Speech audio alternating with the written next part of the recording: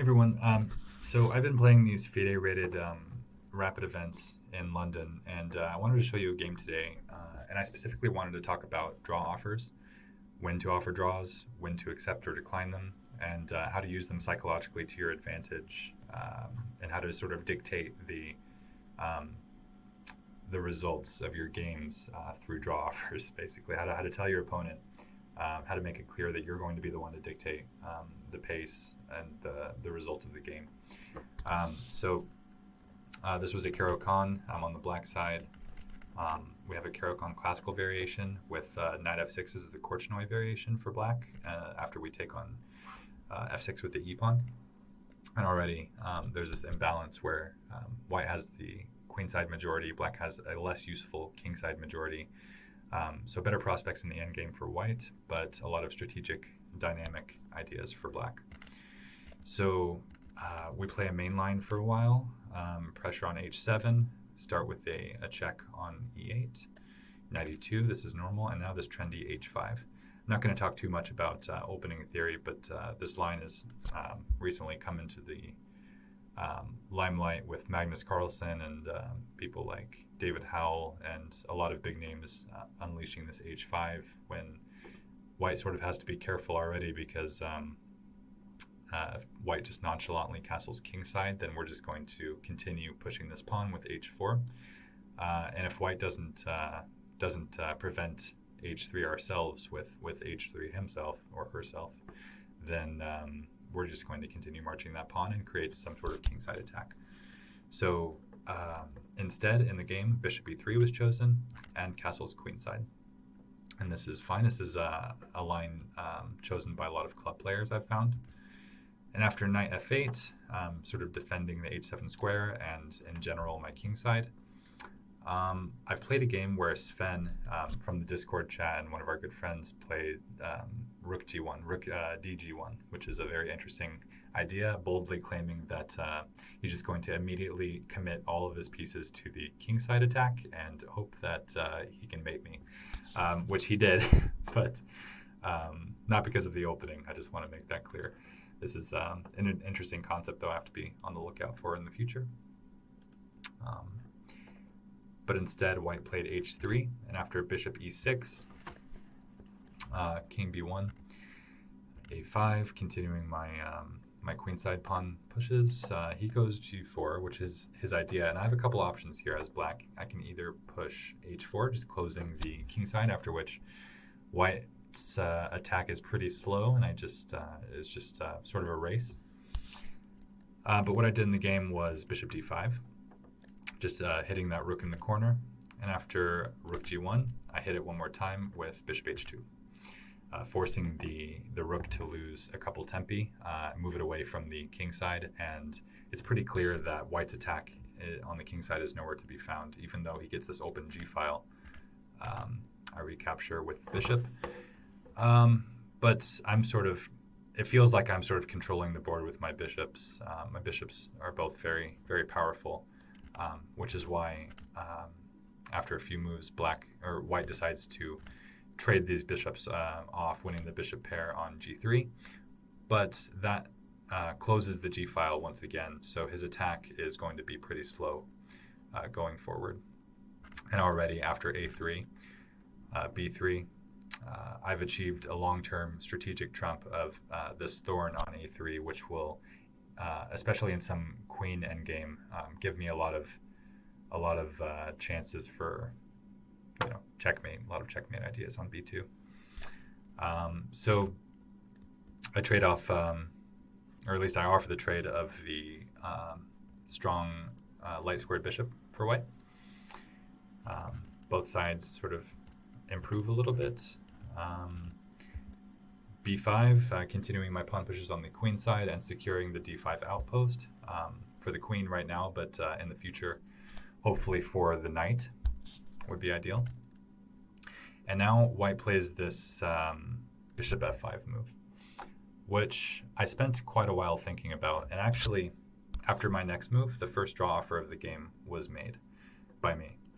I played knight e6, which I'm very happy with.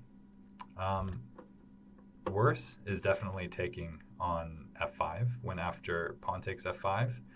My knight doesn't feel very nice on f8, and the g-file has reopened, and my structure on the king side feels very vulnerable, sort of all controlled by this one f5 pawn. And so it feels like white's attack is very viable now on the king side, and I didn't want to allow this by taking on f5. So I played knight e6, and this makes use of a couple of things. The hanging bishop on f4, obviously, and the fact that the bishop on f5 is pinned to the queen. So white can't take the knight on e6 because I would just snap off the queen on c2 with check. With check is important. Just kidding. Well, actually, that is important because my queen on d5 is hit. So anyway, after knight e6, I offered a draw. And one thing I really want to stress about the timing for this draw offer is that typically a good moment to offer a draw is when you play a move that gives your opponent some options, some opportunity to make a mistake is ideal, because your opponent has to immediately juggle which move he's going to make immediately and how to respond to the draw. So he's juggling these two things, which makes him have a higher chance, in my opinion, of making a mistake, which I think is exactly what happened in the game. So he took on g6, after which I take on f4, and the bishop has to move. It moves back to e4 with tempo, but after queen d7, clearly I've gotten the better of this exchange, because my knight is no longer on f8, performing passive defending duties. It's joined the game in an active way, and it's preparing to come to d5, which is that ideal outpost that I mentioned earlier, where it targets this backward c3 pawn. And if it's ever exchanged on d5, if the bishop takes, then we just recapture with the c pawn, and we have the open c file to work with. So obviously at this point it should be clear that my opponent declined the draw. He was a higher rated opponent, and this is another thing to mention. When you're facing a higher rated opponent, you can be pretty certain that from an equalish position, they're not going to accept the draw offer, which means it's purely a strategic, a psychological tool, the draw offer. When you're facing a higher rated opponent, and again, the position is relatively equal, because if you're much better, there is a chance that he or she will actually accept the draw, which you don't want when you're in a better position. So make sure you're in an equalish to equalish position, and you have a clever idea like knight e6, which was played in the game. That's an opportune moment to offer a draw against a higher rated opponent, because they are liable to make a mistake, and in which case the tables could be turned, as is the case in this game. So a few more moves were played. The position was repeated a couple times, but with this queen h2 move, the second draw offer was made in the game, and my opponent actually offered me a draw here, which I declined because I sort of have the psychological initiative, if you will. He declined the draw the first time, I outplayed him, and now I'm in a better position, and so of course I'm not going to accept the draw.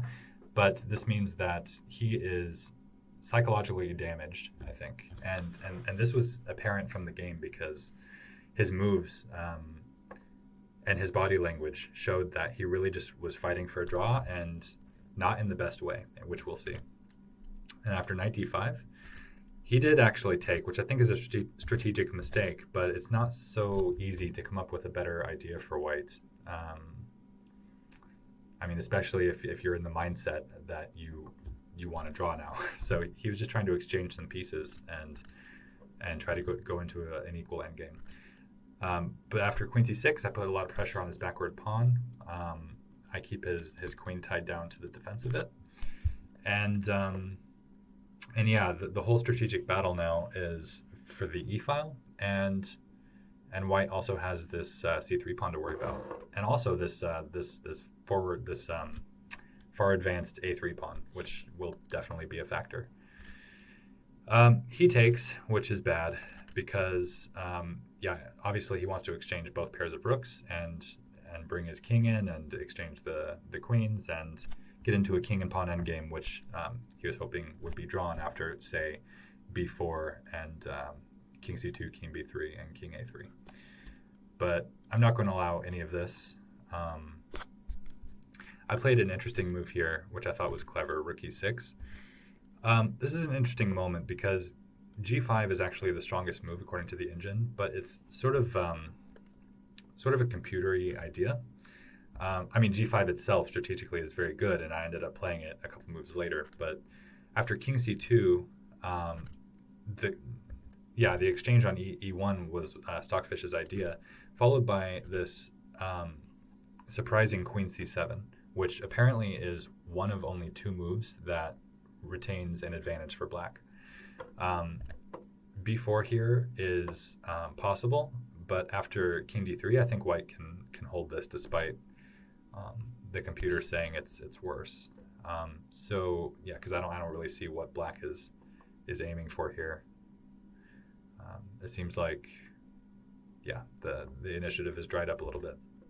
But queen c7 aims to come in with its decisive effect on h2 when the pawn on h3 and also the pawn on a2 would be likely to fall, one of them. And if the pawn on a2 falls, then white will just very likely lose the game because the passed a pawn is too strong. So queen c7, I guess, is what you had to see before going to this g5 line. And after queen f2, which is critical, preventing any entry from my queen.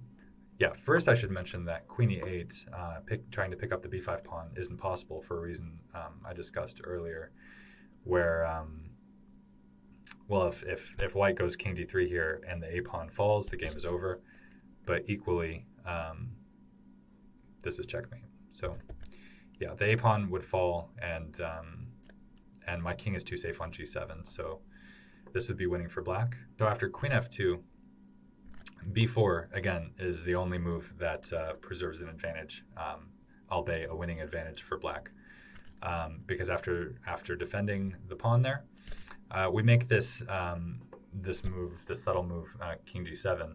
And basically any king move does the same thing, but king g7 is the strongest, and white is in a weird, unexpected zugzwang, where white can't prevent either an entry from our queen, decisive entry, or the loss of the c-pawn. So very interesting, and this would have been stronger than what I played in the game, but it's rapid.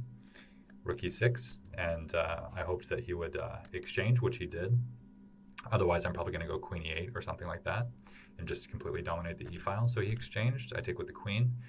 And he tried for this plan of exchanging the queens, but after queen e4, g5, asking him what he's doing, he made this blunder, which I had seen was impossible previously. He drops the a pawn, the queen, and the game with a2 and a1 equals queen. So this is how the game ended.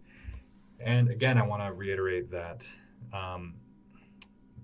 the importance of both draw offers in the outcome of this game, I think, can't be understated. Again, the first draw offer, I offered knowing full well that he would decline because he's a higher rated player, and the position was, it might have been a little better for me, but it was close to equality, so no chance he would accept the draw offer. I was using it purely as a psychological tool to put pressure on my opponent, especially in a position, and after I made a move which gives him options to make a mistake. After which he did make that mistake, I outplayed him, I got a better position, and then declined the draw offer. You always decline the draw offer if you evaluate your position to be better, no matter your opponent's rating. So yeah, I hope you learned something from this about draw offers. And yeah, I hope you enjoyed the game. I thought it was a pretty clean win and a Caro line that I really enjoy, so I'm pretty happy with it. And yeah, hope you got something from it, and I'll see you next time. Bye.